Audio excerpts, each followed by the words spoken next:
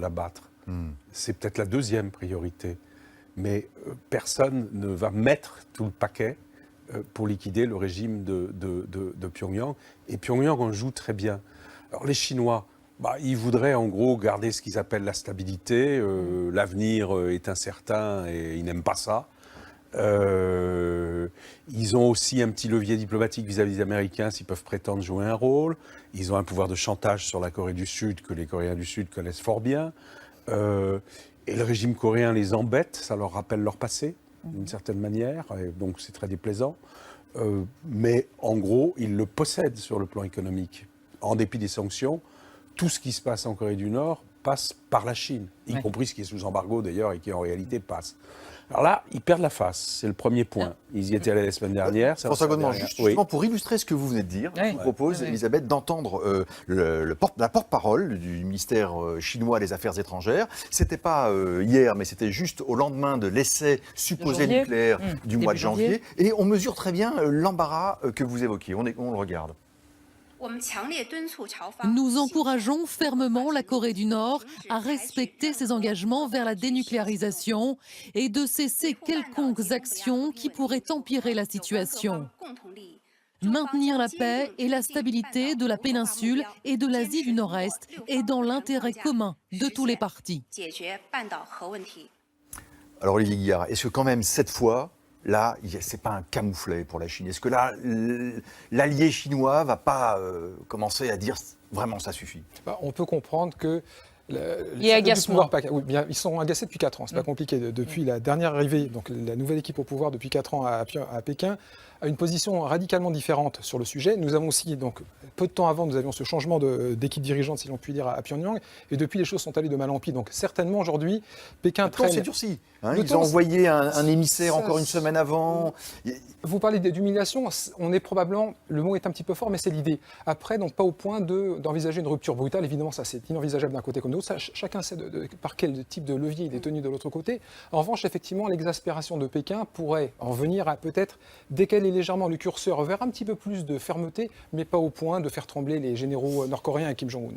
Jean-Dominique Merchet, les Sud-Coréens réclament aux Américains leur bouclier antimissile archi-sophistiqué. Est-ce que ça, c'est une menace pour la Chine, si jamais il est installé, ce bouclier? Oui, les Chinois n'ont pas envie d'avoir les Américains tout près. Trop puissant, trop près. Et surtout, la grande crainte de tout le monde, ce sera un effondrement de la Corée du Nord, en fait, un effondrement du régime qui, pour une raison ou pour une autre, un jour pourrait, et ça créerait une sorte de vide géopolitique qu'il faudrait évidemment que les Sud-Coréens rempliraient, et donc ils auraient des... Voilà, ça bouleverserait la carte. Mais c'est vrai que l'arrivée des Américains dans la région ne fait pas plaisir du tout aux Chinois, bien sûr. Donc tout le monde, effectivement, comme le dit très bien François Godement, tout le monde se dit, oui, ils sont vraiment pénibles, mais on a une autre priorité. Mais au moins, on sait ce que c'est. On a une autre priorité. Et pour les Chinois, la priorité, c'est de tenir les États-Unis à l'écart. Nadia, il y a d'autres menaces? Cyberattaques? C'est une autre capacité de nuisance, effectivement, de la Corée du Nord. C'est les cyberattaques de grande envergure. Et ça, c'est la petite touche personnelle de Kim Jong-un par rapport à son père, par rapport aux méthodes de son père. Ce sont des attaques dont les États-Unis et la Corée du Sud ont déjà fait les frais plusieurs fois. Pour la Corée du Sud, la plus grosse attaque, elle a eu lieu en mars 2013. Déjà, les réseaux informatiques de chaînes de télévision et de banques avaient été très longuement et très massivement paralysés. Ça s'est reproduit pas plus tard qu'en janvier, dans la foulée du 6 janvier. Et pour les États-Unis, c'est encore plus spectaculaire. En tout cas, on en a plus parlé, parce que c'est la fameuse affaire Sony de septembre 2014. Le FBI, rien que ça, avait accusé Pyongyang d'avoir massivement piraté les studios. C'était la réponse au célèbre et puis très mauvais film The Interview qui parodiait Kim Jong-un. Et à chaque fois, on a entendu la Corée du Nord acclamer son innocence, et pourtant, ils n'ont jamais non plus caché leurs ambitions sur ce volet-là. En 2009, ils s'étaient déclarés officiellement totalement prêts à toute forme de guerre high-tech. Ils y auraient mis les moyens. C'est ce qu'affirme un ancien prof d'informatique qui s'appelle Kim Wang-Kwang, ça doit se dire comme ça, qui a fui le pays il y a très longtemps. Lui, ce qu'il décrit, c'est une véritable cyber-armée, 6000 soldats 2.0, qui constitue ce qu'on appelle le Bureau 121, dont l'ambition serait, d'après ce professeur, en tout cas, d'être capable de détruire des villes entières. Olivier Guillard, est-ce qu'on a sous-estimé aussi cette capacité de nuisance? Non, elle est connue. Après, est-ce qu'elle est autant avérée par les chiffres avec les... Il y a du bluff aussi, peut-être? On est avec la Corée du Nord. La Corée du Nord, c'est tout sauf la transparence, c'est beaucoup d'esbroufs. C'est le seul pays qui promet un jour sur deux, à Séoul d'être réduit en cendres, et puis l'autre, le lendemain matin, d'insulter donc Madame Park, la présidente sud-coréenne, ou alors d'insulter, c'est selon l'humeur du monsieur, donc le président Obama. Donc c'est le seul régime, par bonheur, qui soit capable encore d'avoir un comportement aussi déviant, aussi improbable, mais c'est un régime qui a certaines capacités conventionnelles. Et la cyberguerre, c'est sérieux. C'est une réalité. En tous les cas, on sait que ce régime, depuis une petite quinzaine d'années, consacre des moyens confortables au regard un petit peu du standard du pays. Donc oui, c'est une menace supplémentaire. On la sous-évalue parce qu'on l'aperçoit moins. Oui. Et effectivement, donc les autorités américaines, japonaises, que l'on oublie un petit peu, et les sud-coréennes, ils consacrent également des contre-moyens avec la Russie que l'on ne connaît pas. Alors, quelles sont les sorties de crise, François Godement? Est-ce qu'il faut admettre la Corée du Nord à la table des négociations en disant, voilà, comme interlocuteur, vous le voulez, il y a une menace, on l'accepte? Ou est-ce qu'il faut simplement attendre qu'un jour il y ait un coup d'État interne et que ce régime tombe? Ah non, Kim Jong-un est jeune. Reportez-vous au moment où il est arrivé au pouvoir, tout le monde disait c'est un fantoche, il va tomber, même les Chinois lui disaient entourez-vous de vieux pour vous conseiller. Les vieux qui portaient le cercueil à l'enterrement de son père, il les a tous éliminés. Et il est là. Donc je crois qu'il a une longue vie devant lui. Ce qui est le plus frappant, c'est que dans notre monde moderne, quelqu'un le disait tout à l'heure, on a une politique de sanctions à la place du conflit, parce qu'on se dit quand même à l'économie, c'est moderne. Les sanctions, ça ne marche pas. Dans le cas d'un régime comme ça, il est durci, ramassé autour de lui-même. Donc il faut l'entraîner dans une négociation. L'échappatoire chinoise, si vous voulez, qui est fondamentale. Et je ne vois pas comment on sort de ce dilemme.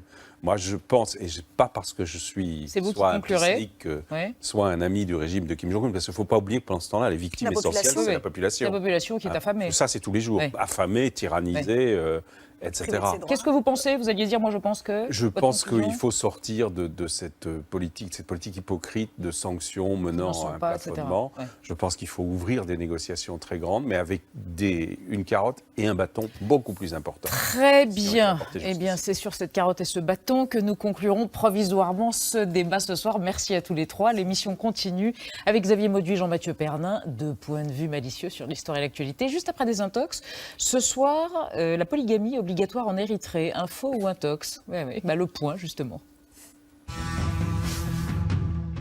C'est une information étonnante qui nous vient d'Afrique. Selon de nombreux médias africains, l'Érythrée aurait voté une loi qui oblige les hommes à être polygames.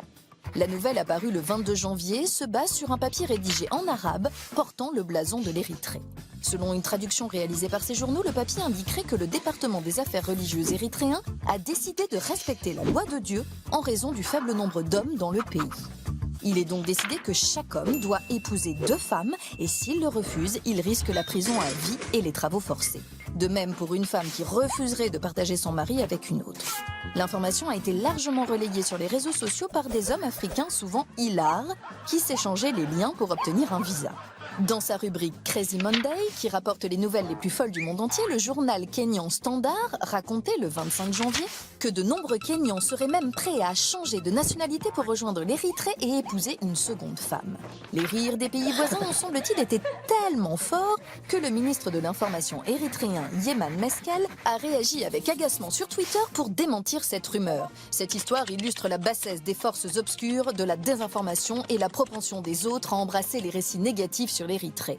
Une phrase digne d'un chasseur d'intox, mais qui sonne tout de même faux dans la bouche du ministre de l'Information du dernier pays au classement mondial de la liberté de la presse, de Reporters sans frontières. Merci des intox et bonsoir, Tic et Tac. Bonsoir. Les voilà. Ça va? Oui, très bien. Xavier, oui, très bien. Vous répondez avant votre camarade. C'est incroyable.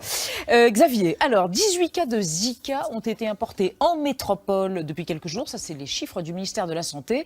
Et comme vous êtes un zoologue du dimanche, vous vous êtes penché sur ce moustique, vous vous êtes demandé d'où venait ce moustique, et vous avez trouvé une origine totalement fantaisiste à l'époque annamite. Oui, Vietnam, exactement. Donc, d'avant l'indépendance. Oui, c'est ça. Nous allons à Hanoï. Nous allons en 1942, donc on peut le dire, hein, c'est en Indochine française, au Vietnam aujourd'hui. En 1942, parce qu'à ce moment-là paraît un recueil de contes populaires intitulé « Légende des terres sereines ». L'auteur s'appelle Pham Duy Kem. Alors, il a fait des études, lui, à Paris, en France, dans les années 1930, il était au lycée Louis-le-Grand, avec quand même comme camarades de classe Georges Pompidou et surtout Aimé Césaire et Léopold Sédar Senghor. Alors quand ces deux étudiants noirs réfléchissent à la négritude, lui, il réfléchit à sa propre culture, c'est-à-dire à ses contes populaires, centenaires, parfois millénaires, mais qui se transmettaient de manière orale jusqu'alors, parce que lui, il les met par écrit. Ce sont les légendes des terres sereines. C'est un succès immense qui alimente d'ailleurs la pensée anticolonialiste. Et dans ce recueil de contes, on apprend pourquoi les moustiques sont arrivés sur Terre. Alors je vous raconte ça. Il était une fois un modeste paysan, Noctam, qui est fou amoureux de sa femme. Oui, mais voilà, elle meurt. Alors il est au désespoir, mais il voit arriver un vieillard qu'il reconnaît tout de suite. C'est le génie de la médecine. Alors, Noctam est hyper sympa. Donc le génie de la médecine lui dit comment ressusciter sa femme. Il suffit de faire tomber 3 gouttes de son sang dans sa bouche. Donc lui, Noctam s'entaille le doigt, clic, clic, clic, elle revit, formidable. Sauf que cette femme est frivole et ingrate. Bien sûr, elle le quitte pour partir avec un riche commerçant. Alors Noctam est fataliste. Il demande juste une chose, qu'elle lui rende les 3 gouttes de sang. Pas de problème, qu'a dit elle. Elle se pique le doigt, clic, clic, clic, ça coule. Elle meurt aussitôt. Mais comme elle ne veut pas quitter ce monde, elle se transforme en insecte qui poursuit sans cesse Noctam pour récupérer ses 3 gouttes de sang et qui bourdonne à son oreille des excuses perpétuelles. Mais bon, voilà, ça ne sert à rien. Mais en tout cas, c'est comme ça que sont nés les moustiques. Alors, pour terminer, on le voit bien, l'aventure des moustiques commence en Indochine. Mais c'est normal, parce que les plus grands aventuriers sont évidemment en Indochine.